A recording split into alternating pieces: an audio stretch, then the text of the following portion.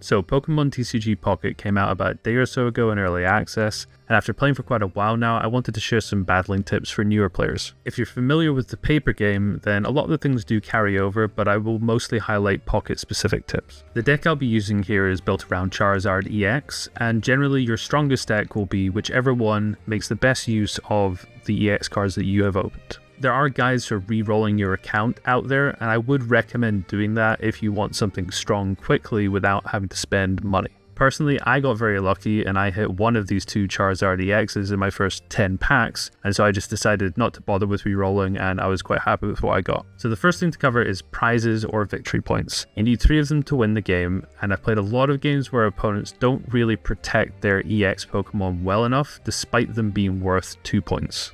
For example, in this Charizard deck, it usually closes out the game via Charizard themselves, so I will do anything I can to protect them as if they were royalty. I will throw my other Pokemon under the bus just to buy time so I can get them online and they'll carry me to a win. So don't be afraid to strategically sacrifice as you need to get your win condition online.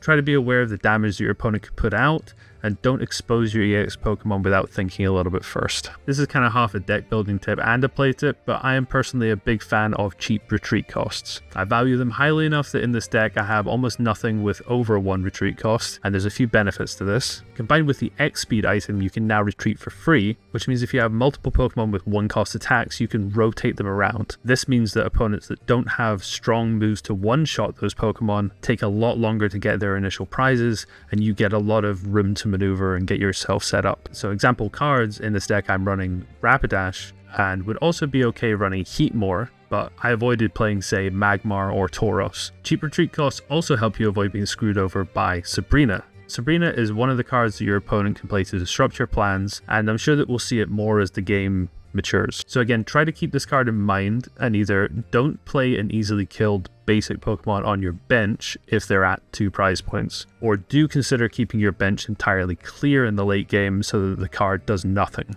Because you get to choose the Pokemon that moves, there is quite a lot you can do to mitigate its strengths, as long as you're aware of it. The other main disruption tool is Red Card. Initially when I was playing, I would hold my evolutions until the last turn I needed them for the extra surprise factor, which worked out quite well, but as I've been seeing more and more Red Card, this doesn't really work out great because they could just make you shuffle them back into your deck and then maybe you don't have the cards you need to win the game. So I would recommend, as a baseline, just play out your evolutions as you get them, do it right away to make sure that you don't get disrupted by it, because the cost of losing the card is probably a lot higher than the attempted hiding of the fact that you've already drawn the card. I'm still unsure personally if it's good enough to run in my own deck, but it's definitely popular, on the ladder. I'd like to just round this out with some general deck building advice. I'm pretty confident in saying that every deck should run 2 Professor's Research and 2 Pokeball. I'm not sure I can think of a time when you wouldn't want to do this, so I would start there when making your own decks. Also, if you happen to have both in your hand, the order that you play them can matter a little bit for optimizing your odds. If you want to draw a basic Pokemon, you should research first and then Pokeball second, and vice versa. If you want a non-basic Pokemon card, such as an evolution or an item card,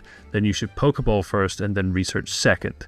It's just all about thinning or not thinning, depending on what you want. Fast energy is overpowered.